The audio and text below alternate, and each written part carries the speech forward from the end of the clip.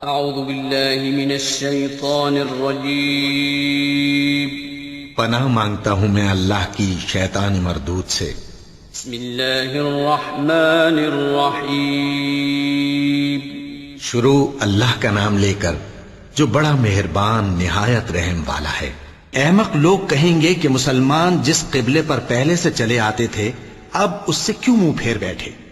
تم کہہ دو کہ مشرق اور مغرب سب اللہ ہی کا ہے، وہ جس کو چاہتا ہے سیدھے رستے پر چلاتا ہے، اور اسی طرح ہم نے تم کو امت معتدل بنایا ہے تاکہ تم لوگوں پر گواہ بنو اور پیغمبر آخر الزمان صلی اللہ علیہ وآلہ وسلم تم پر گواہ بنے۔ اور جس قبلے پر تم پہلے تھے اس کو ہم نے اس لیے مقرر کیا تھا کہ معلوم کریں کہ کون ہمارے پیغمبر کا تابع رہتا ہے اور کون الٹے پاؤں پھر جاتا ہے۔ اور یہ بات یعنی تحویل قبلہ لوگوں کو گراں معلوم ہوئی، مگر جن کو اللہ نے ہدایت بخشی ہے وہ اسے گراں نہیں سمجھتے، اور اللہ ایسا نہیں کہ تمہارے ایمان کو یوں ہی ضائع کر دے۔ اللہ تو لوگوں پر بڑا مہربان ہے، صاحب رحمت ہے۔ اے پیغمبر صلی اللہ علیہ وآلہ وسلم، ہم تمہارا آسمان کی طرف منہ اٹھانا دیکھ رہے ہیں، سو ہم تم کو اسی قبلے کی طرف جس کو تم پسند کرتے ہو منہ کرنے کا حکم دیں گے، تو اپنا منہ مسجد حرام یعنی خانہ کعبہ کی طرف پھیر لو، اور تم لوگ جہاں ہوا کرو نماز پڑھنے کے وقت اسی مسجد کی طرف منہ کر لیا کرو۔ اور جن لوگوں کو کتاب دی گئی ہے وہ خوب جانتے ہیں کہ یہ نیا قبلہ ان کے پروردگار کی طرف سے حق ہے، اور جو کام یہ لوگ کرتے ہیں اللہ ان سے بے خبر نہیں۔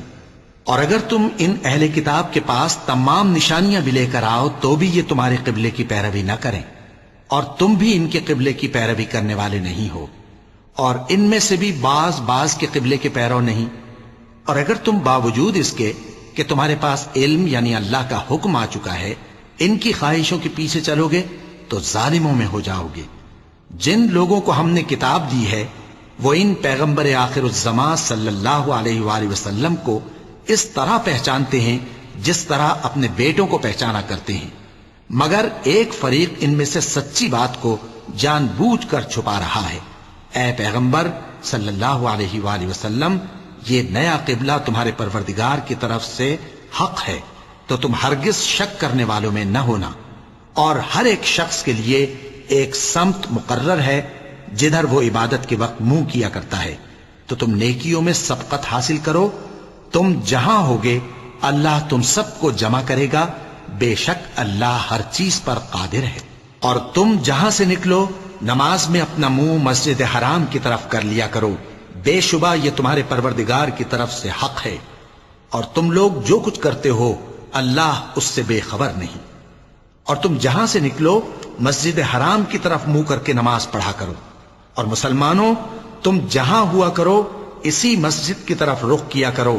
یہ تاکید اس لیے کی گئی ہے کہ لوگ تم کو کسی طرح کا الزام نہ دے سکیں، مگر ان میں سے جو ظالم ہیں وہ الزام دیں تو دیں، سو ان سے مت ڈرنا اور مجھی سے ڈرتے رہنا۔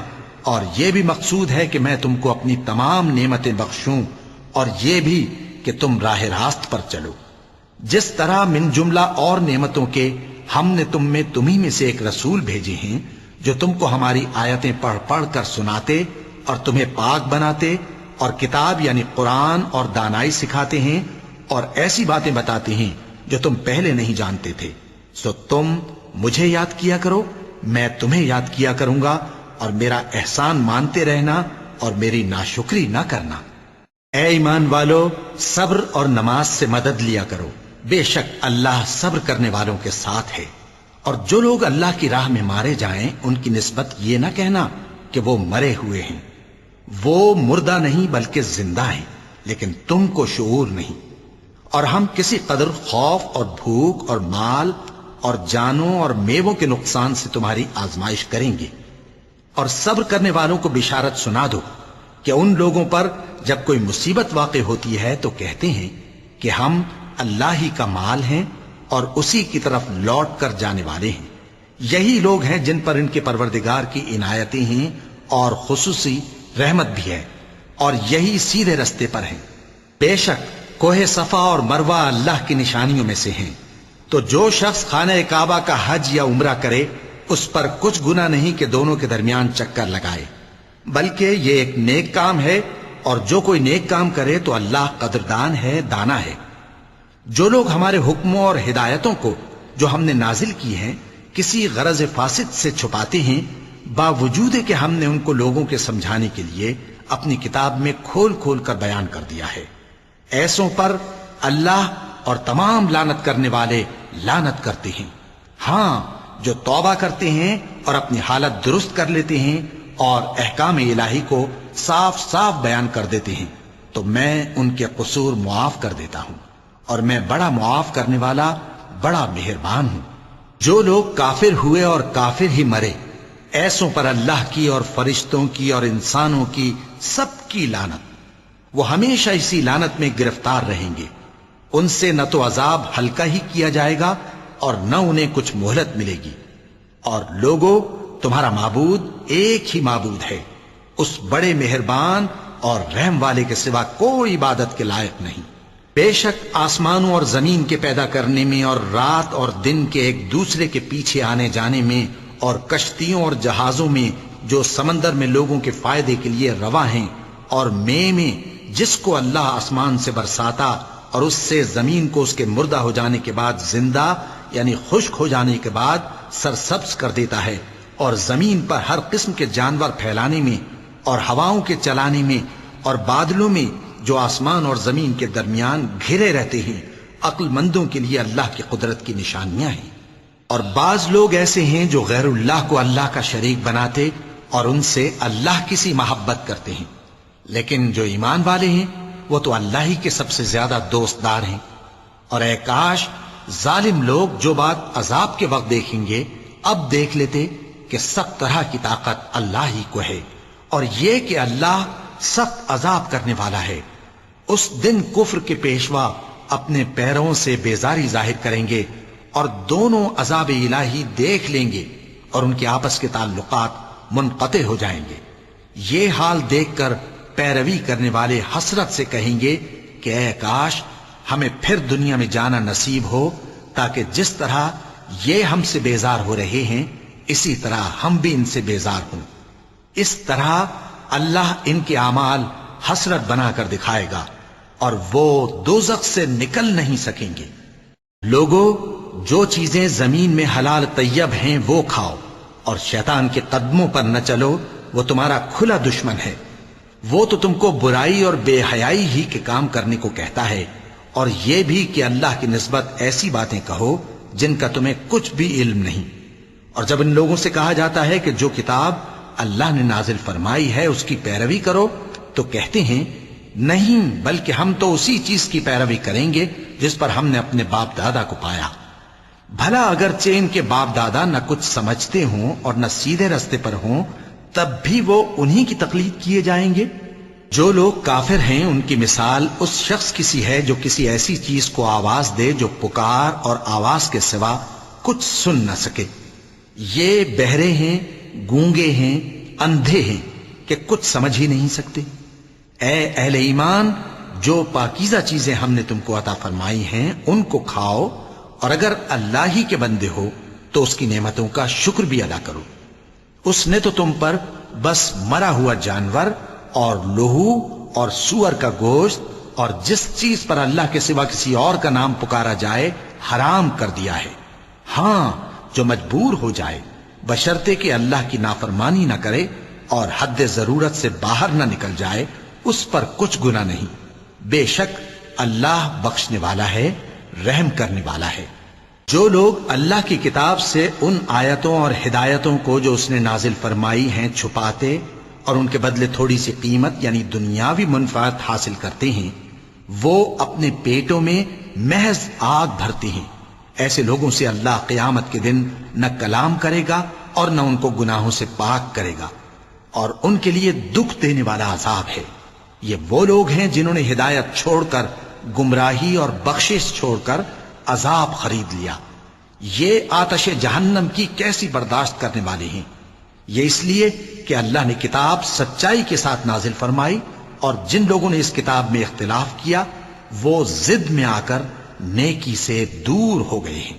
نیکی یہی نہیں کہ تم مشرق و مغرب کو قبلہ سمجھ کر ان کی طرف منہ کر لو، بلکہ نیکی یہ ہے کہ لوگ اللہ پر اور روز آخر پر اور فرشتوں پر اور اللہ کی کتاب پر اور پیغمبروں پر ایمان لائیں، اور مال باوجود عزیز رکھنے کے رشتہ داروں اور یتیموں اور محتاجوں اور مسافروں اور مانگنے والوں کو دیں، اور گردنوں کے چھڑانے میں خرچ کریں، اور نماز پڑھیں اور زکوٰۃ دیں، اور جب عہد کر لیں تو اس کو پورا کریں، اور سختی اور تکلیف میں اور جنگ کے وقت ثابت قدم رہیں۔ یہی لوگ ہیں جو ایمان میں سچے ہیں، اور یہی ہیں جو اللہ سے ڈرنے والے ہیں۔ مومنوں، تم کو مقتولوں کے بارے میں قصاص یعنی خون کے بدلے خون کا حکم دیا جاتا ہے، اس طرح پر کہ آزاد کے بدلے آزاد مارا جائے، اور غلام کے بدلے غلام، اور عورت کے بدلے عورت۔ اور اگر قاتل کو اس کے مقتول بھائی کے قصاص میں سے کچھ معاف کر دیا جائے تو وارث مقتول کو پسندیدہ طریق سے قرارداد کی پیروی یعنی مطالبہ خون بہا کرنا اور قاتل کو خوشخوئی کے ساتھ ادا کرنا چاہیے۔ یہ تمہارے پروردگار کی طرف سے تمہارے لیے آسانی اور مہربانی ہے۔ اب جو اس کے بعد زیادتی کرے اس کے لیے دکھ کا عذاب ہے۔ اور اے اہل عقل، حکم قصاص میں تمہاری زندگانی ہے کہ تم قتل و خونریزی سے بچو۔ تم پر فرض کیا جاتا ہے کہ جب تم میں سے کسی کو موت کا وقت آ جائے تو اگر وہ کچھ مال چھوڑ جانے والا ہو تو ماں باپ اور رشتہ داروں کے لیے دستور کے مطابق وصیت کر جائے۔ اللہ سے ڈرنے والوں پر یہ ایک حق ہے۔ پھر جو شخص وصیت کو سننے کے بعد اس کو بدل ڈالے تو اس کے بدلنے کا گناہ انہی لوگوں پر ہے جو اس کو بدلیں، اور بے شک اللہ سنتا جانتا ہے۔ اب اگر کسی کو وصیت کرنے والے کی طرف سے کسی وارث کی طرفداری یا حق تلفی کا اندیشہ ہو تو اگر وہ وصیت کو بدل کر وارثوں میں صلح کرا دے تو اس پر کچھ گناہ نہیں، بے شک اللہ بخشنے والا ہے، رحم والا ہے۔ مومنوں، تم پر روزے فرض کیے گئے ہیں جس طرح تم سے پہلے لوگوں پر فرض کیے گئے تھے تاکہ تم پرہیزگار بنو۔ روزوں کے دن گنتی کے چند روز ہیں، تو جو شخص تم میں سے بیمار ہو یا سفر میں ہو تو دوسرے دنوں میں روزوں کا شمار پورا کر لے۔ اور جو لوگ روزہ رکھنے کی طاقت رکھیں لیکن رکھیں نہیں، وہ روزے کے بدلے محتاج کو کھانا کھلا دیں۔ اور جو کوئی اپنی مرضی سے زیادہ نیکی کرے تو اس کے حق میں زیادہ اچھا ہے، اور اگر سمجھو تو روزہ رکھنا ہی تمہارے حق میں بہتر ہے۔ روزوں کا مہینہ رمضان کا مہینہ ہے جس میں قرآن اول نازل ہوا، جو لوگوں کا رہنما ہے اور جس میں ہدایت کی کھلی نشانیاں ہیں اور جو حق و باطل کو الگ الگ کرنے والا ہے۔ تو جو کوئی تم میں سے اس مہینے میں موجود ہو چاہیے کہ پورے مہینے کے روزے رکھے، اور جو بیمار ہو یا سفر میں ہو تو دوسرے دنوں میں روزے رکھ کر ان کا شمار پورا کر لے۔ اللہ تمہارے حق میں آسانی چاہتا ہے اور سختی نہیں چاہتا، اور یہ آسانی کا حکم اس لیے دیا گیا ہے کہ تم روزوں کا شمار پورا کر لو، اور اس احسان کے بدلے کہ اللہ نے تم کو ہدایت بخشی ہے تم اس کو بزرگی سے یاد کرو اور اس کا شکر کرو۔ اور اے پیغمبر، جب تم سے میرے بندے میرے بارے میں دریافت کریں تو انہیں معلوم ہو کہ میں تو تمہارے پاس ہی ہوں۔ جب کوئی پکارنے والا مجھے پکارتا ہے تو میں اس کی دعا قبول کرتا ہوں، تو ان کو چاہیے کہ میرے حکموں کو مانیں اور مجھ پر ایمان رکھیں تاکہ نیک رستہ پائیں۔ روزوں کی راتوں میں تمہارے لیے اپنی عورتوں کے پاس جانا جائز کر دیا گیا ہے، وہ تمہاری پوشاک ہیں اور تم ان کی پوشاک ہو۔ اللہ کو معلوم ہے کہ تم ان کے پاس جانے سے اپنے حق میں خیانت کرتے تھے، سو اس نے تم پر مہربانی کی اور تمہاری حرکات سے درگزر فرمائی، تو اب تم کو اختیار ہے کہ ان سے مباشرت کرو۔ اور اللہ نے جو چیز تمہارے لیے لکھ رکھی ہے یعنی اولاد، اس کو اللہ سے طلب کرو اور کھاؤ اور پیو، یہاں تک کہ صبح کی سفید دھاری رات کی سیاہ دھاری سے الگ نظر آنے لگے۔ پھر روزہ رکھ کر رات تک پورا کرو، اور جب تم مسجدوں میں اعتکاف بیٹھتے ہو تو ان سے مباشرت نہ کرو، یہ اللہ کی حدیں ہیں، ان کے پاس نہ جانا۔ اسی طرح اللہ اپنی آیتیں لوگوں کے سمجھانے کے لیے کھول کھول کر بیان فرماتا ہے تاکہ وہ پرہیزگار بنے۔ اور آپس میں ایک دوسرے کا مال ناحق نہ کھاؤ، اور نہ اس کو رشوتاً حاکموں کے پاس پہنچاؤ تاکہ لوگوں کے مال کا کچھ حصہ ناجائز طور پر کھا جاؤ، اور اسے تم جانتے بھی ہو۔ اے پیغمبر، لوگ تم سے نئے چاند کے بارے میں دریافت کرتے ہیں کہ گھٹتا بڑھتا کیوں ہے؟ کہہ دو کہ وہ لوگوں کے کاموں کی میعادیں اور حج کے وقت معلوم ہونے کا ذریعہ ہے، اور نیکی اس بات میں نہیں کہ احرام کی حالت میں گھروں میں ان کے پچھواڑے کی طرف سے آؤ، بلکہ نیکوکار وہ ہے جو پرہیزگار ہو، اور گھروں میں ان کے دروازوں سے آیا کرو اور اللہ سے ڈرتے رہو تاکہ کامیاب ہو جاؤ۔ اور جو لوگ تم سے لڑتے ہیں تم بھی اللہ کی راہ میں ان سے لڑو، مگر زیادتی نہ کرنا کہ اللہ زیادتی کرنے والوں کو دوست نہیں رکھتا۔ اور ان کو جہاں پاؤ قتل کر دو، اور جہاں سے انہوں نے تم کو نکالا ہے یعنی مکے سے، وہاں سے تم بھی ان کو نکال دو۔ اور دین سے گمراہ کرنے کا فساد قتل و خونریزی سے کہیں بڑھ کر ہے، اور جب تک وہ تم سے مسجد حرام یعنی خانہ کعبہ کے پاس نہ لڑیں تم بھی وہاں ان سے نہ لڑنا۔ ہاں اگر وہ تم سے لڑیں تو تم ان کو قتل کر ڈالو، کافروں کی یہی سزا ہے۔ پھر اگر وہ باز آ جائیں تو اللہ بخشنے والا ہے، رحم کرنے والا ہے۔ اور ان سے اس وقت تک لڑتے رہنا کہ فساد نابود ہو جائے اور ملک میں اللہ ہی کا دین غالب ہو جائے۔ پھر اگر وہ فساد سے باز آ جائیں تو ظالموں کے سوا کسی پر زیادتی نہیں کرنی چاہیے۔ ادب کا مہینہ ادب کے مہینے کے مقابل ہے، اور ادب کی چیزیں ایک دوسرے کا بدلہ ہیں۔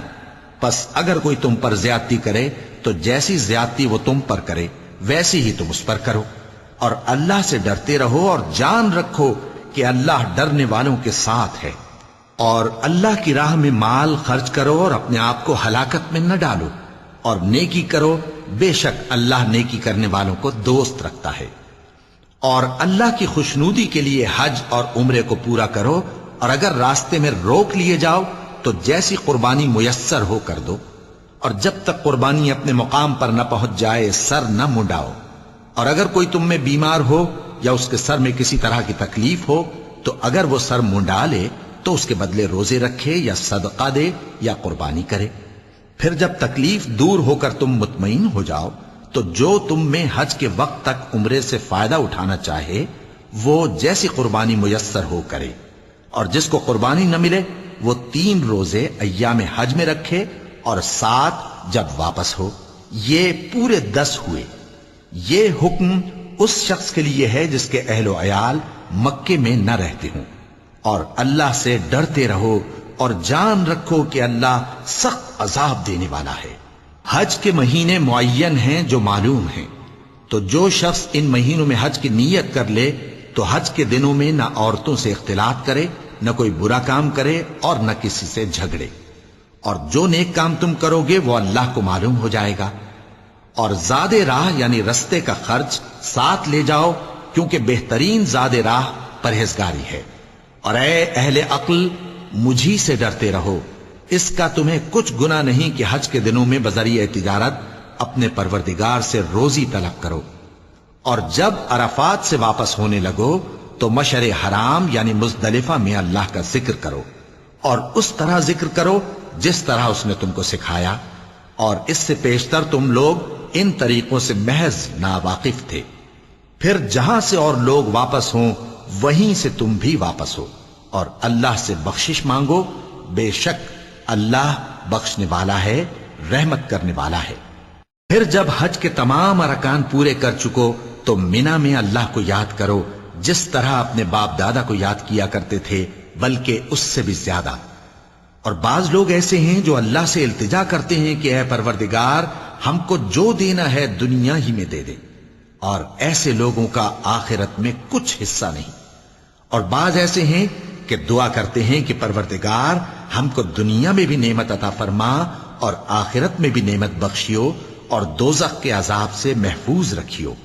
یہی لوگ ہیں جن کے لیے ان کے کاموں کا حصہ یعنی اجر نیک تیار ہے، اور اللہ جلد حساب لینے والا ہے۔ اور قیام منا کے دنوں میں جو گنتی کے دن ہیں اللہ کو یاد کرو۔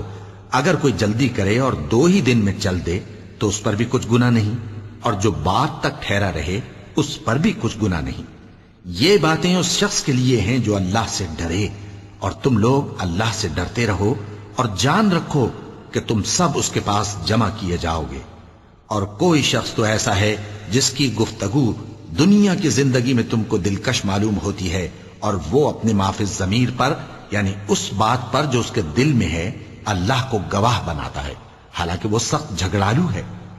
اور جب پیٹ پھیر کر چلا جاتا ہے تو زمین میں دوڑتا پھرتا ہے تاکہ اس میں فتنہ انگیزی کرے اور کھیتی کو برباد اور انسانوں اور حیوانوں کی نسل کو نابود کر دے، اور اللہ فتنہ انگیزی کو پسند نہیں کرتا۔ اور جب اس سے کہا جاتا ہے کہ اللہ سے خوف کر تو غرور اس کو گناہ میں پھنسا دیتا ہے، سو اس کو جہنم کافی ہے اور وہ بہت برا ٹھکانہ ہے۔ اور کوئی شخص ایسا ہے کہ اللہ کی خوشنودی حاصل کرنے کے لیے اپنی جان بیچ ڈالتا ہے، اور اللہ بندوں پر بہت مہربان ہے۔ مومنو، اسلام میں پورے داخل ہو جاؤ اور شیطان کے پیچھے نہ چلو، وہ تو تمہارا کھلا دشمن ہے۔ پھر اگر تم احکام روشن پہنچ جانے کے بعد لڑکھڑا جاؤ تو جان رکھو کہ اللہ غالب ہے، حکمت والا ہے۔ کیا یہ لوگ اسی بات کے منتظر ہیں کہ ان پر اللہ کا عذاب بادل کے سائبانوں میں نازل ہو اور فرشتے بھی اتر آئیں اور کام تمام کر دیا جائے؟ اور سب کاموں کا رجوع اللہ ہی کی طرف ہے۔ اے پیغمبر، بنی اسرائیل سے پوچھو کہ ہم نے ان کو کتنی کھلی نشانیاں دیں، اور جو شخص اللہ کی نعمت کو اپنے پاس آنے کے بعد بدل دے تو اللہ سخت عذاب کرنے والا ہے۔ اور جو کافر ہیں ان کے لیے دنیا کی زندگی خوشنما کر دی گئی ہے اور وہ مومنوں سے تمسخر کرتی ہیں، لیکن جو پرہیزگار ہیں وہ قیامت کے دن ان سے اوپر ہوں گے۔ اور اللہ جس کو چاہتا ہے بے حساب رزق دیتا ہے۔ پہلے تو سب لوگوں کا ایک ہی مذہب تھا، لیکن وہ آپس میں اختلاف کرنے لگے تو اللہ نے ان کی طرف بشارت دینے والے اور ڈر سنانے والے پیغمبر بھیجے اور ان پر سچائی کے ساتھ کتابیں نازل کی تاکہ جن امور میں لوگ اختلاف کرتے تھے ان کا ان میں فیصلہ کر دے۔ اور اس میں اختلاف بھی انہی لوگوں نے کیا جن کو کتاب دی گئی تھی، باوجود کہ ان کے پاس کھلے ہوئے احکام آ چکے تھے، اور یہ اختلاف انہوں نے صرف آپس کی ضد سے کیا۔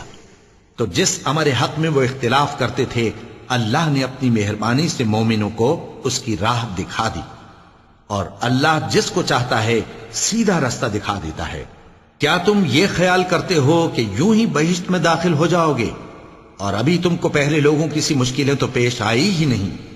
ان کو بڑی بڑی سختیاں اور تکلیفیں پہنچیں اور وہ صعوبتوں میں ہلا ہلا دیے گئے، یہاں تک کہ پیغمبر اور مومن لوگ جو ان کے ساتھ تھے سب پکار اٹھے کہ کب اللہ کی مدد آئے گی۔ دیکھو اللہ کی مدد ان قریب آیا چاہتی ہے۔ اے نبی، لوگ تم سے پوچھتے ہیں کہ اللہ کی راہ میں کس طرح کا مال خرچ کریں۔ کہہ دو کہ جو چاہو خرچ کرو، لیکن جو مال خرچ کرنا چاہو وہ درجہ بدرجہ اہل استحقاق یعنی ماں باپ کو اور قریب کے رشتہ داروں کو اور یتیموں کو اور محتاجوں کو اور مسافروں کو سب کو دو، اور جو بھلائی تم کرو گے اللہ اس کو جانتا ہے۔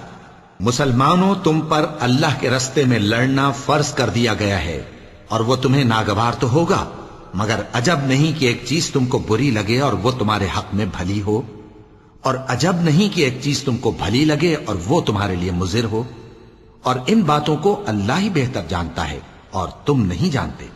اے پیغمبر، لوگ تم سے عزت والے مہینوں میں لڑائی کرنے کے بارے میں دریافت کرتے ہیں، کہہ دو کہ ان میں لڑنا بڑا گناہ ہے، اور اللہ کی راہ سے روکنا اور اس سے کفر کرنا اور مسجد حرام یعنی خانہ کعبہ میں جانے سے بند کرنا اور اہل مسجد کو اس میں سے نکال دینا جو یہ کفار کرتے ہیں، اللہ کے نزدیک اس سے بھی زیادہ گناہ ہے، اور فتنہ انگیزی خونریزی سے بھی بڑھ کر ہے۔ اور یہ لوگ ہمیشہ تم سے لڑتے رہیں گے، یہاں تک کہ اگر مقدور رکھیں تو تم کو تمہارے دین سے پھیر دیں، اور جو کوئی تم میں سے اپنے دین سے پھر کر کافر ہو جائے گا اور کافر ہی مرے گا تو ایسے لوگوں کے اعمال دنیا اور آخرت دونوں میں برباد ہو جائیں گے، اور یہی لوگ دوزخ میں جانے والے ہیں جس میں ہمیشہ رہیں گے۔ جو لوگ ایمان لائے اور اللہ کے لیے وطن چھوڑ گئے اور کفار سے جنگ کرتے رہے وہی اللہ کی رحمت کے امیدوار ہیں، اور اللہ بخشنے والا ہے، رحمت کرنے والا ہے۔ اے پیغمبر، لوگ تم سے شراب اور جوئے کا حکم دریافت کرتے ہیں، کہہ دو کہ ان میں گناہ بڑے ہیں اور لوگوں کے لیے کچھ فائدے بھی ہیں، مگر ان کے گناہ فائدوں سے کہیں زیادہ ہیں۔ اور یہ بھی تم سے پوچھتے ہیں کہ اللہ کی راہ میں کون سا مال خرچ کریں۔ کہہ دو کہ جو ضرورت سے زیادہ ہو. اس طرح اللہ تمہارے لیے اپنے احکام کھول کھول کر بیان فرماتا ہے تاکہ تم سوچو، یعنی دنیا اور آخرت کی باتوں میں غور کرو. اور تم سے یتیموں کے بارے میں بھی دریافت کرتے ہیں، کہہ دو کہ ان کی حالت کی اصلاح بہت اچھا کام ہے، اور اگر تم ان سے مل جل کر رہنا یعنی خرچ اکٹھا رکھنا چاہو تو وہ تمہارے بھائی ہیں، اور اللہ خوب جانتا ہے کہ خرابی کرنے والا کون ہے اور اصلاح کرنے والا کون. اور اگر اللہ چاہتا تو تم کو تکلیف میں ڈال دیتا، بے شک اللہ غالب ہے، حکمت والا ہے. اور مومنوں مشرک عورتوں سے جب تک وہ ایمان نہ لائیں نکاح نہ کرنا، کیونکہ مشرک عورت خواہ تم کو کیسی ہی بھلی لگے اس سے مومن لونڈی بہتر ہے. اور اسی طرح مشرک مرد جب تک ایمان نہ لائیں مومن عورتوں کو ان کی زوجیت میں نہ دینا، کیونکہ مشرک مرد سے خواہ وہ تم کو کیسا ہی بھلا لگے مومن غلام بہتر ہے. یہ مشرک لوگوں کو دوزخ کی طرف بلاتے ہیں، اور اللہ اپنی مہربانی سے بہشت اور بخشش کی طرف بلاتا ہے، اور اپنے حکم لوگوں سے کھول کھول کر بیان کرتا ہے تاکہ نصیحت حاصل کریں. اور تم سے حیض کے بارے میں دریافت کرتے ہیں، کہہ دو وہ تو نجاست ہے، سو ایام حیض میں عورتوں سے کنارہ کش رہو، اور جب تک وہ پاک نہ ہو جائیں ان سے مقاربت نہ کرو. ہاں جب وہ پاک ہو جائیں تو جس طریق سے اللہ نے تمہیں ارشاد فرمایا ہے ان کے پاس جاؤ. کچھ شک نہیں کہ اللہ توبہ کرنے والوں اور پاک صاف رہنے والوں کو دوست رکھتا ہے. تمہاری عورتیں تمہاری کھیتی ہیں، تو اپنی کھیتی میں جس طرح چاہو جاؤ، اور اپنے لیے نیک عمل آگے بھیجو، اور اللہ سے ڈرتے رہو، اور جان رکھو کہ ایک دن تمہیں اس کے روبرو حاضر ہونا ہے. اور اے پیغمبر ایمان والوں کو بشارت سنا دو، اور اللہ کے نام کو اس بات کا ہیلا نہ بنانا کہ اس کی قسمیں کھا کھا کر سلوک کرنے اور پرہیزگاری کرنے اور لوگوں میں صلح و سازگاری کرانے سے رک جاؤ. اور اللہ سب کچھ سنتا ہے، جانتا ہے. اللہ تمہاری لغو قسموں پر تم سے مواخذہ نہیں کرے گا، لیکن جو قسمیں تم قصد دلی سے کھاؤ گے ان پر مواخذہ کرے گا. اور اللہ بخشنے والا ہے، بردبار ہے. جو لوگ اپنی عورتوں کے پاس جانے کی قسم کھا لیں ان کو 4 مہینے تک انتظار کرنا چاہیے.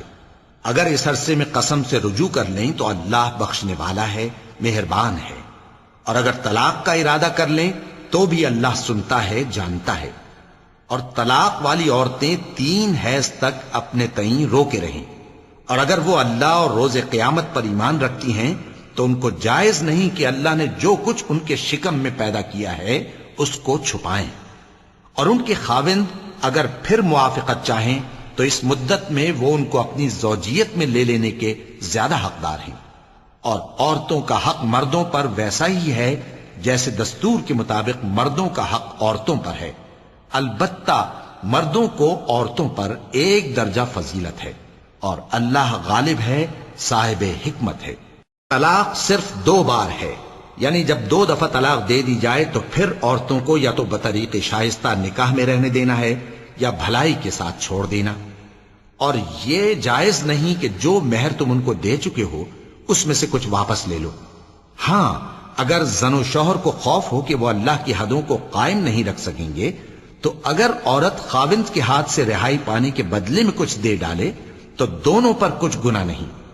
یہ اللہ کی مقرر کی ہوئی حدیں ہیں، ان سے باہر نہ نکلنا. اور جو لوگ اللہ کی حدوں سے باہر نکل جائیں گے وہ گناہگار ہوں گے. پھر اگر شوہر 2 طلاقوں کے بعد تیسری طلاق عورت کو دے دے تو اس کے بعد جب تک عورت کسی دوسرے شخص سے نکاح نہ کر لے اس پہلے شوہر پر حلال نہ ہوگی. ہاں اگر دوسرا خاوند بھی طلاق دے دے اور عورت اور پہلا خاوند پھر ایک دوسرے کی طرف رجوع کر لیں تو ان پر کچھ گناہ نہیں، بشرطے کہ دونوں یقین کریں کہ اللہ کی حدوں کو قائم رکھ سکیں گے. اور یہ اللہ کی حدیں ہیں، ان کو وہ ان لوگوں کے لیے بیان فرماتا ہے جو علم رکھتے ہیں. اور جب تم عورتوں کو 2 دفعہ طلاق دے چکو اور ان کی عدت پوری ہو جائے تو انہیں یا تو حسن سلوک سے نکاح میں رہنے دو یا بطریق شائستہ رخصت کر دو. اور اس نیت سے ان کو نکاح میں نہ رہنے دینا چاہیے کہ انہیں تکلیف دو اور ان پر زیادتی کرو. اور جو ایسا کرے گا وہ اپنا ہی نقصان کرے گا. اور اللہ کے احکام کو ہنسی اور کھیل نہ بناؤ. اور اللہ نے تم کو جو نعمتیں بخشی ہیں اور تم پر جو کتاب اور دانائی کی باتیں نازل کی ہیں جن سے وہ تمہیں نصیحت فرماتا ہے ان کو یاد کرو، اور اللہ سے ڈرتے رہو، اور جان رکھو کہ اللہ ہر چیز سے واقف ہے۔ اور جب تم عورتوں کو طلاق دے چکو اور ان کی عدت پوری ہو جائے تو ان کو اپنے شوہروں کے ساتھ جب وہ آپس میں جائز طور پر راضی ہو جائیں نکاح کرنے سے مت روکو۔ اس حکم سے اس شخص کو نصیحت کی جاتی ہے جو تم میں اللہ اور روز آخر پر یقین رکھتا ہے۔ یہ تمہارے لیے نہایت خوب اور بہت پاکیزگی کی بات ہے، اور اللہ جانتا ہے اور تم نہیں جانتے۔ اور مائیں اپنے بچوں کو پورے 2 سال دودھ پلائیں، یہ حکم اس شخص کے لیے ہے جو پوری مدت تک دودھ پلوانا چاہے، اور دودھ پلانے والی ماؤں کا کھانا اور کپڑا دستور کے مطابق باپ کے ذمے ہوگا۔ کسی شخص کو اس کی طاقت سے زیادہ تکلیف نہیں دی جاتی، تو یاد رکھو کہ نہ تو ماں کو اس کے بچے کے سبب نقصان پہنچایا جائے اور نہ باپ کو اس کی اولاد کی وجہ سے نقصان پہنچایا جائے، اور اسی طرح نان و نفقہ بچے کے وارث کے ذمے ہے۔ اور اگر دونوں یعنی ماں باپ آپس کی رضامندی اور صلاح سے بچے کا دودھ چھڑانا چاہیں تو ان پر کچھ گناہ نہیں، اور اگر تم اپنی اولاد کو دودھ پلوانا چاہو تو تم پر کچھ گناہ نہیں، بشرطے کہ تم دودھ پلانے والیوں کو دستور کے مطابق ان کا حق جو تم نے دینا کیا تھا دے دو۔ اور اللہ سے ڈرتے رہو اور جان رکھو کہ جو کچھ تم کرتے ہو اللہ اس کو دیکھ رہا ہے۔ اور جو لوگ تم میں سے مر جائیں اور عورتیں چھوڑ جائیں تو وہ عورتیں 4 مہینے اور 10 دن اپنے آپ کو روکے رہیں، اور جب یہ عدت پوری کر چکیں اور اپنے حق میں پسندیدہ کام یعنی نکاح کر لیں تو تم پر کچھ گناہ نہیں، اور اللہ تمہارے سب کاموں سے واقف ہے۔ اگر تم اشارے کنائے میں عورتوں کو نکاح کا پیغام بھیجو یا نکاح کی خواہش کو اپنے دلوں میں مخفی رکھو تو تم پر کچھ گناہ نہیں۔ اللہ کو معلوم ہے کہ تم ان سے نکاح کا ذکر کرو گے، مگر ایام عدت میں اس کے سوا کے دستور کے مطابق کوئی بات کہہ دو، پوشیدہ طور پر ان سے قول و قرار نہ کرنا، اور جب تک عدت پوری نہ ہو لے نکاح کا پختہ ارادہ نہ کرنا۔ اور جان رکھو کہ جو کچھ تمہارے دلوں میں ہے اللہ کو سب معلوم ہے، تو اس سے ڈرتے رہو، اور جان رکھو کہ اللہ بخشنے والا ہے، حلم والا ہے۔ اور اگر تم عورتوں کو ان کے پاس جانے یا ان کا مہر مقرر کرنے سے پہلے طلاق دے دو تو تم پر کچھ گناہ نہیں، ہاں ان کو دستور کے مطابق کچھ خرچ ضرور دو، یعنی مقدور والا اپنے مقدور کے مطابق دے اور تنگ دست اپنی حیثیت کے مطابق۔ نیک لوگوں پر یہ ایک طرح کا حق ہے۔ اور اگر تم عورتوں کو ان کے پاس جانے سے پہلے طلاق دے دو لیکن مہر مقرر کر چکے ہو تو آدھا مہر دینا ہوگا۔ ہاں اگر عورتیں مہر بخش دیں یا مرد جن کے ہاتھ میں عقد نکاح ہے اپنا حق چھوڑ دیں اور پورا مہر دے دیں تو ان کو اختیار ہے۔ اور اگر تم مرد لوگ ہی اپنا حق چھوڑ دو تو یہ پرہیزگاری کی بات ہے، اور آپس میں بھلائی کرنے کو فراموش نہ کرنا۔ کچھ شک نہیں کہ اللہ تمہارے سب کاموں کو دیکھ رہا ہے۔ مسلمانوں، سب نمازیں خصوصاً بیچ کی نماز یعنی نماز عصر پورے اہتمام کے ساتھ ادا کرتے رہو، اور اللہ کے آگے ادب سے کھڑے رہا کرو۔ پھر اگر تم خوف کی حالت میں ہو تو پیادے یا سوار جس حال میں ہو نماز پڑھ لو۔ پھر جب امن و اطمینان ہو جائے تو جس طریق سے اللہ نے تم کو سکھایا ہے جو تم پہلے نہیں جانتے تھے اللہ کو یاد کرو۔ اور جو لوگ تم میں سے مر جائیں اور عورتیں چھوڑ جائیں وہ اپنی عورتوں کے حق میں وصیت کر جائیں کہ ان کو 1 سال تک خرچ دیا جائے اور گھر سے نہ نکالی جائیں۔ ہاں اگر وہ خود گھر سے چلی جائیں اور اپنے حق میں پسندیدہ کام یعنی نکاح کر لیں تو تم پر کچھ گناہ نہیں، اور اللہ زبردست ہے، حکمت والا ہے۔ اور مطلقہ عورتوں کو بھی دستور کے مطابق نان و نفقہ دینا چاہیے، پرہیزگاروں پر یہ بھی حق ہے۔ اسی طرح اللہ اپنے احکام تمہارے لیے بیان فرماتا ہے تاکہ تم سمجھو۔ بھلا تم نے ان لوگوں کو نہیں دیکھا جو شمار میں ہزاروں ہی تھے اور موت کے ڈر سے اپنے گھروں سے نکل بھاگے تھے، تو اللہ نے ان کو حکم دیا کہ مر جاؤ، پھر ان کو زندہ بھی کر دیا۔ کچھ شک نہیں کہ اللہ لوگوں پر مہربانی رکھتا ہے، لیکن اکثر لوگ شکر نہیں کرتے۔ اور مسلمانوں، اللہ کی راہ میں جہاد کرو اور جان رکھو کہ اللہ سب کچھ سنتا ہے، سب کچھ جانتا ہے۔ کون ہے کہ اللہ کو قرض حسنہ دے کہ وہ اس کے بدلے اس کو کئی گنا زیادہ دے گا، اور اللہ ہی روزی کو تنگ کرتا اور وہی اسے کشادہ کرتا ہے، اور تم اسی کی طرف لوٹ کر جاؤ گے۔ بھلا تم نے بنی اسرائیل کی ایک جماعت کو نہیں دیکھا جس نے موسیٰ کے بعد اپنے پیغمبر سے کہا کہ آپ ہمارے لیے ایک بادشاہ مقرر کر دیں تاکہ ہم اللہ کی راہ میں جہاد کریں؟ پیغمبر نے کہا کہ اگر تم کو جہاد کا حکم دیا جائے تو ایسا تو نہیں کہ لڑنے سے پہلو تہی کرو۔ وہ کہنے لگے کہ ہم اللہ کی راہ میں کیوں نہ لڑیں گے جبکہ ہم وطن سے خارج اور بال بچوں سے جدا کر دیے گئے۔ پھر جب ان کو جہاد کا حکم دیا گیا تو چند اشخاص کے سوا سب پھر گئے، اور اللہ ظالموں سے خوب واقف ہے۔ اور پیغمبر نے ان سے یہ بھی کہا کہ اللہ نے تم پر طالوت کو بادشاہ مقرر فرمایا ہے۔ وہ بولے کہ اسے ہم پر بادشاہی کا حق کیوں کر ہو سکتا ہے؟ اس سے بڑھ کر بادشاہی کے مستحق تو ہم ہیں، اور اس کے پاس تو بہت سی دولت بھی نہیں۔ پیغمبر نے کہا کہ اللہ نے اس کو تم پر فضیلت دی ہے اور بادشاہی کے لیے منتخب فرمایا ہے۔ اس نے اسے علم بھی بہت سا بخشا ہے اور تن و توش بھی بڑا عطا کیا ہے، اور اللہ کو اختیار ہے جسے چاہے بادشاہی بخشے، وہ بڑا کشائش والا ہے، دانا ہے۔ وَلَقَدْ